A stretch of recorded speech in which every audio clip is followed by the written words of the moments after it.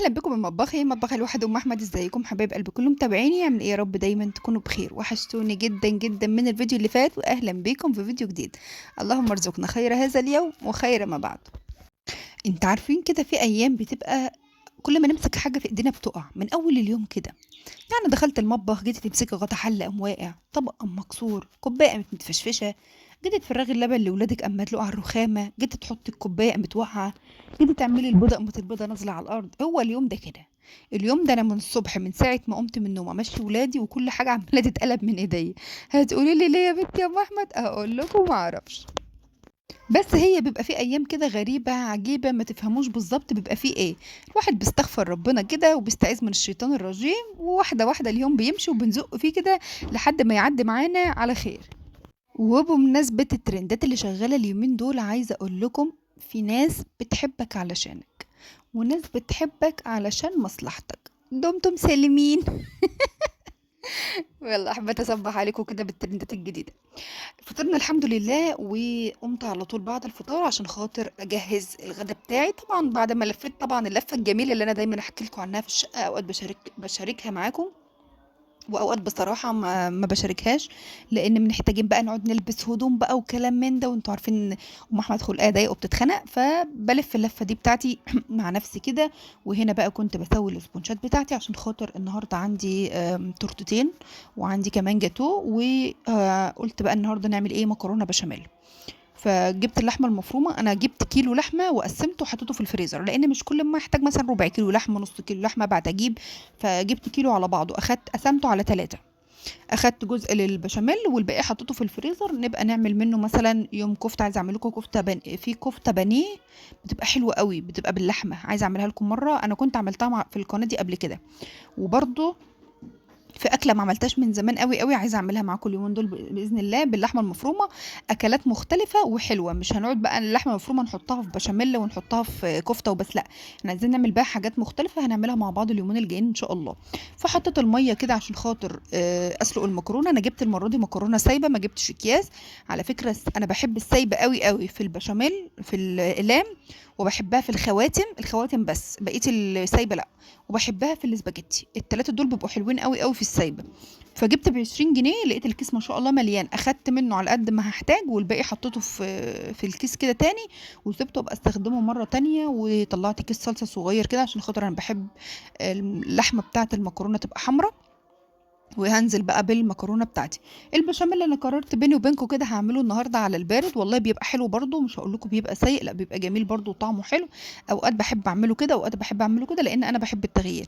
فبجيب الكيلو اللبن، احط عليه معلقتين لبن بودر، بحط عليه 5 معالق من الدقيق. على فكره بيبقى سهل قوي للناس اللي بتتخنق بسرعه، او الناس اللي خلقها ضيق، او ما بتحبش وقفه المطبخ، او معاها بيبي صغير ومش وعايزه تنجز. لا يعني عايزه اقول لكم ان الاكله ما تاخدش معاكي 10 دقائق. انت المكرونه 10 دقايق على ما تتسلق هتكون كل الحاجات خلصت معاكي، تدخلها الفرن بس. فبجد صينيه المكرونه ما بتاخدش اكتر من 10 دقايق تحضير، انا ما بتكلمش كمده تسويه، انا بتكلم على التحضير نفسه. فانا حطيت ال5 معالق دقيق، شويه فلفل اسمر بقى، مرقه دجاج، شويه ملح، ومعلقتين لبن بودر. بصراحه بحسهم بيدوا طعم حلو. لو ما عندكيش ما فيش مشكله، ممكن تحطي مثلثين 3 جبنه مثلثات لو عندك، بيعطيها طعم برده تحفه قوي. وهتقلبي كله على بعضه كده. بحط معلقه زبده ومعلقه سمنه بلدي لو متاح، لو مفيش حط معلقه سمنه عاديه. فانا حطيت معلقه زبده ومعلقه سمنه، وبفضل اقلب كده لحد ما بيتقل معاكي وبيبقى زي السكر. هنا بقى كانت اللحمه بتاعتي خلاص استوت معايا، والصلصه فكت، والمكرونه خلاص اهي هشتلها من على النار. البشاميل كمان بقى جاهز، يعتبر كل حاجه دلوقتي بقت جاهزه معايا. وهنا بقى ابتديت ان انا افكر عايزين نعمل حاجه حلوه كده النهارده، بما اننا ايه من زمان ما عملناش للولاد اي حاجه حلوه. طبعا ربنا يجعل بيوتنا دايما عامرة بالخير. انا الحمد لله بجيب فاكهة دايما، بس ما بيصادفش ان بيبقى عندي اكتر من نوع. يعني انا ببقى اجيب صنف واحد، ما ممكن اجيب مثلا عنب وجوافة، اجيب رمان وبرتقان، يعني ممكن اجيب صنف او صنفين، تمام، بجيب مرة في الاسبوع. أوقات بتبقى الدنيا لعبة معايا باجيب مرتين في الأسبوع، يعني بصراحة أمّا بيكون معايا ما بابخلش عن الولاد بحاجة. فالمرّة دي بسم الله ما شاء الله بما إني كنت جايبة للضيوف فاكهة، والله العظيم ما مدّوا إيدهم عليها، أنا عايزة أقول لكم أنا كنت محضّرة لهم حاجات كتير والله ما أكلوها لإنهم ما قعدوش كتير، هُم جايين لي الساعة 09:00 مشوا الساعة 11:00، فهو كل اللي قعدوه ساعتين، فما كانش في فرصة إن هُم لا ياكلوا ولا يشربوا حاجة، ويعني ولا أكلوا ولا شربوا حاجة. فأنا كنت جايبة تفاح وكنت جايبة جوافة وكنت جايبة أناناس، الرُمّان كان عندي ما جبتش. آمم، كنت جايبة إيه تاني، بس هُم دول اللي كنت جايباهم، فلقيت عندي ما شاء الله تشكيلة فاكهة حلوة أوي، وأنا من زمان أوي، أوي ما عملتش سلطة فاكهة، يعني بصراحة ما عملتهاش من زمان لإن ما بيصادفش إن بيبقى عندي أكتر من نوع. سلطة الفاكهة بتبقى حلوة إن هي أكتر من نوع فاكهة، هي حلاوتها في كده. وكمان إحنا عندنا التقسيمة في البيت غلط، يعني عندنا في فئة ما شاء الله بتنزل على التلاجة كل 3 دقايق، وفي فئة ما بتاكلش خالص. ففي عندنا كده الفئتين، في فئة يعني كل شوية على التلاجة، على التلاجة، على التلاجة وبيموتوا في الفاكهة، وفئة ما بتاكلش فاكهة ولا تمد ايدها عليها، وبعد ما الفاكهة بتخلص بيحصل خناقة في البيت. ده انت كلت الفاكهة، لا ده انا ما دقتهاش، لا ده انا دقتها، لا ده والله ما خدت واحد من التفاح ده ولا حطيته في بقي. والخناقة تشتغل بقى ايه والطحن يشتغل. فانا قلت لا احنا هنستفاد النهارده بالفاكهة ونعمل لهم حاجة حلوة كده ولذيذة. طبعا انا غسلت الفاكهة كويس، وهبدأ احط بس المكرونة عشان ادخلها الفرن، عشان ايه عما تستوى معايا يكون انا جهزت بقى الفاكهة بتاعتي. واقول لكم على طريقتي، اظن هي اصلا سلطة الفاكهة أو الفروت سلطة مش محتاج يعني طرق ولا حاجة. أنا قلبت شوية بشاميل كده في المكرونة، هنزل بقى أنا ده كيس ونص، كيس ونص ده أنا بحطه في الصينية المستطيلة الوسط، بيبقى حلو قوي والكمية بتبقى مظبوطة عليه. وأنا بعملها غدا وعشاء تمام، يعني أنا بعمل كيس ونص. احنا في الطبيعي بناكل اقل من كيس مكرونه، ببقى بسلق اقل من كيس بيبقى كتير علينا. فانا بعمله غدا وعشاء على اساس ان هو ايه ننسى بقى العشاء، ما نجيش بالليل ماما احنا هناكل ايه، اللي احنا بنتغدى بدري، فالولاد بتيجي على العشاء بيكونوا جعانين. ف بسخن لهم بقى المكرونه اللي باقيه وكده بياكلوها. وكان عندي كمان طبق ستريبس كده فيه 4 5 قطع، الله حمروا جنبها كمان. ويبقى الحمد لله على كده. هحط بقى البشاميل، شايفين القوام البشاميل اللي هو على البارد، عايزه اقول لكم والله تحفه وكريمي جدا وطعمه حلو. لو كمان كنت حطيت فيه شويه جبنه موتزاريلا يسيحوا معاه، انا يعني ببقى احب احطها معاه كده، بتبقى عاطيه مطه وفي نفس الوقت ايه ما بتبقاش على الوش تتحروق. يعني اغلبيه اللي بيحطوا الجبنه فوق بيشتكوا ان هي بتتحروق بتنشف مش عارفه ايه، لا انتوا قلبيها في البشاميل هتظبط لك الدنيا بس كده. يا اختي على المواعين، يا اختي على المواعين، واللي عاملاه فيا المواعين ما عدتش عارفه اروح فين من المواعين. يا اختي انتوا هي دمتم سالمين. بس كده، شايفين القمر. هدخلها بقى الفرن ويلا بينا نشوف الفاكهة بتاعتنا. ما شاء الله انا كنت جايبة موز وجوافة واناناس، بس والله العظيم يعني سبحان الله الفاكهة يومها كانت رخيصة. يعني هي بتبقى سبحان الله كده ايه، يعني هي جت من عند، لان كنت رايحة السوق كمان متأخر. فاحنا عندنا السوق من ايه قرب الظهر كده يبداوا ينزلوا الاسعار، عشان بقوا عايزين يروحوا. السوق بتاعنا ما بيقعدش الا بعد الظهر خلاص، يعني مش بيقعد طول النهار مش زي المدينه تلاقي السوق لحد المغرب الناس قاعده، لا مفيش الكلام ده. انت بعد الظهر بنص ساعه 3/4 ساعه، ساعه بالكتير قوي قوي ما تلاقيش حد في السوق. فاحنا بنيجي على قبل الظهر كده بشويه يبداوا ايه يخفضوا الاسعار. يعني التفاح ب100 يقولوا ب80، ب80 يقولوا ب50 كده. فانا كنت جايبه الفاكهه ما شاء الله كان يومها كان سعرها كويس، وكنت جايبه من كل حاجه كيلو كيلو، ما كنتش جايبه كتير. قطعت بقى تفاح اخضر وتفاح احمر واناناس وجوافه وموز، ما لحقتش الا موزتين دول اللي لحقتهم من العيال خبيتهم عشان اعملهم. وكمان عملت رمان وقلبت كله في بعضه كده، وهعملهم بقى انزل عليهم ايه بعصير مانجا.